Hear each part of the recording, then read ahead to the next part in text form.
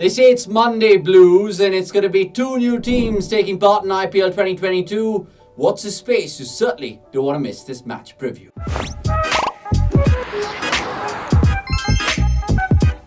Yes, ladies and gentlemen, you're watching cricket.com with me, Avnish Hegde, and we said Monday Blues. We have, of course, an expert in Russel Arnold who's looking dapper in the blue and with a swanky headset on. Russ, how are you? I am good, sir. Really excited about what's happening around the IPLs in full swing. And you mentioned two new teams, the unknown, the unpredictable, and that brings about a little bit of a buzz, doesn't it? Yeah, it's going to be a compelling watch, and to, of course, preview it, we have you with us. Straight away, let's get into the mix in terms of talking about these squads on paper and how you assess their business in the auction. We'll start with the Gujarat Titans. What are your first thoughts, Russ? They've done decent. They got three good players in from where they can start to build. Hardik Pandya as captain, so that's going to be a fresh role for him. He's got to do it all himself. Then you got Shubman Gill at the top, and of course Rashid Khan. I mean, we don't need to say too much about it. Normally teams go with such options where they're trying to cover something at the top, something in the middle, and at the bottom. So that's what they have done, and you'll see that if we go deeper into all the other teams. But I think they've got a decent team together. They have a few options, strike power. But how will they gel together? When you say a new team, sometimes it's hard to gauge them. What will they come up with? What's the game plan? Who's assessing their strengths and weaknesses and how they're going to play in different roles?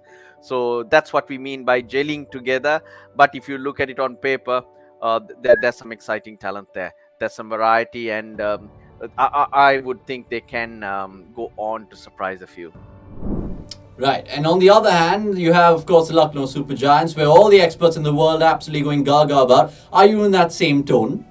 I'm excited about the look of that team. At the moment, they are missing a few players, but all in all, if you talk about recruiting, I think that's a team you need to look at how they've gone about it, and they really are the team to look out for, because even with some players missing, they, to me, look a more complete team on paper.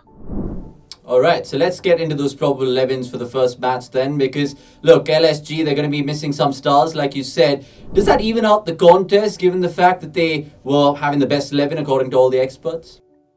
Well, everything does. Everything plays a part, strangely, sometimes it doesn't matter whether you have a strong team on paper or who you have. We've seen teams with 11 stars unable to bring it together because each one has to adjust to the other person, complement each other, and that doesn't work well because the stars tend to thrive on egos. And you see teams with younger guys, newer teams who work better because they fill into roles. But I do think this team does look good. What you do on that day, you can catch a team napping. People take things, they make usual human errors. So it's about trying to push a team into where they feel some pressure, and you're able to get on top of them. I still do feel, when I look at the two 11s, that could probably take the park. LSG for me. Okay, LSG for you. Let's, of course, ask you, and put you on the spot, rather, in terms of who's a more impactful T20 player. Is it KL Rahul, the batsman, or Hardik Pandya, considering the fact that he might bowl as well? Who would you have in your side, Russ? I would go for KL Rahul. Okay. At the start, again, that impact player would matter on who you get around. But if you're building a team on them initially, I would go with KL Rahul because he scores lots of runs. He's right at the top. He'll be a leader and he'll get me runs consistently. Moment he's batting, I got nothing else to worry about around that. But Hardik Pandya, however talented he is, there is something unknown about him. He to me has still not fulfilled that potential that he promises all the time. Impact in the middle, he'll change a game for you. But how often does he do it? How often can we trust him to be on the park? Now, we do know that he's going to bowl, but how many overs? So, I still feel we haven't seen the best of him. But can he do that? That's the question. And with the pressure on him in this new role, I think he could come, he could struggle a bit. And hence, I would go with the tried and tested, the consistent KL Rahul to hold my innings together. All right. Now, it would be silly of me not to ask you about your fellow compatriot in Dushman Chameera. Now, we've seen how effective he has been with the new ball, but does he have the weapons in his armory to cause maim in the death overs, you believe? I believe so. I believe he's a complete bowler. He's improved of late, and sometimes if he had a better attack around him, he'll shine even further. Because of late, even in India, I'm sure you're thinking of what you saw of him in the three T20s there. Sri Lanka were always under the pump. There was not many runs to defend.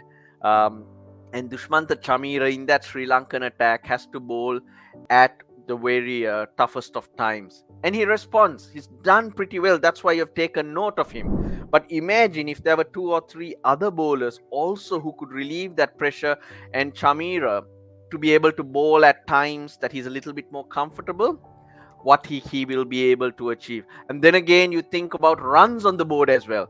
Then you're not looking for that glory ball all the time. So sometimes the team that you play with is misleading because you're asked, there's too much asked of you. I think Chameera's got the slower balls. I think he's got the attitude. I think he'll keep running in at various stages of the game and give you something all the time. Someone you can bank on for me. All right, let's of course move on and ask you about 2 other players in focus here, relatively unknown quantities in terms of Rahul Gurbaz and Dominic Drakes. What do you make of them, Russ? Dominic Drakes, well, played with his father, isn't it, Vas? But Yeah. Dominic, to me, is what do you call an out-of-the-box pick, and it's great to see him get an opportunity and be seen in such a situation.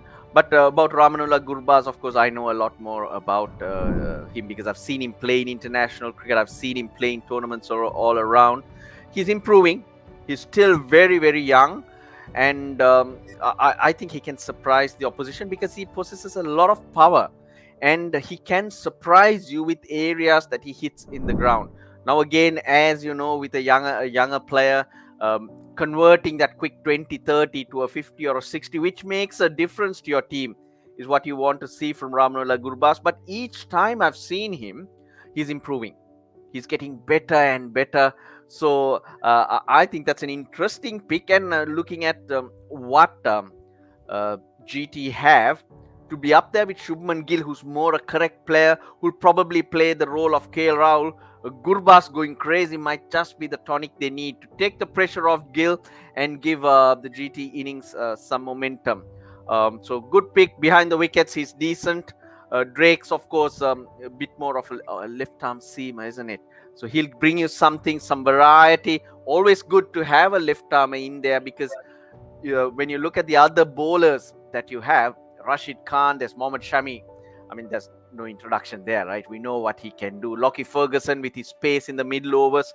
So with Shai Kishore, very, very good left-arm spinner, tall bowler, clever. From Tamil Nadu, he gets a good run, and I'm pretty excited about him because I've seen him bowl. So Dominic Drakes in there will give you that variety that attack needs. So he has also got that cushion that he's got senior bowlers to rely on and improve his game, and hopefully GT will benefit from that variety they got in that attack. Yeah, pertinent points mentioned by you there, and there's some certain stars you mentioned, but there'll be 2 stellar southpaws from South Africa missing this particular fixture in Quinton de Kock and David Miller respectively. Who will be missed more, do you feel, Russ? Again, putting you on the spot here. Yes, you're always doing that. I'm a bit spotty at the moment. Well, Quinton de Kock, I'd say. Because I believe at the top of the order, if someone can go and dominate and put the pressure on the opposition, your team's moving forward all the way.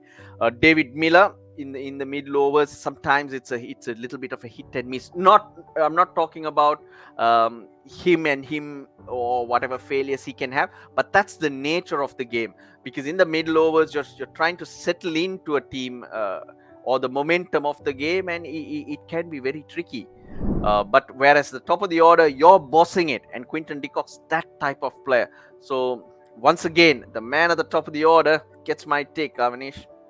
Yeah, I mean, there's something with you and openers over there. Let's, of course, see what you have in terms of your prediction. And we'll have to, of course, not make you sit on the fence here. So who are you going for, GT or LSG, Russ? When did I ever sit on the fence, Avanish? Come on. You take that back and I'll answer your question. Okay, I take it back. LSG or GT? LSG for me. I think they look better on paper. And with KL Rahul coming back, I think they'll be able to get the initial points on the board. I will go with LSG on this one, sir. Yeah, I mean, there's a fair reason that you're saying that because of that Sri Lankan bias with Chameera there. But jokes apart, it's been fun previewing this with you. We'll catch you in the review, of course, Russel Arnold. Until then, enjoy your dinner in Sydney. We'll see you soon.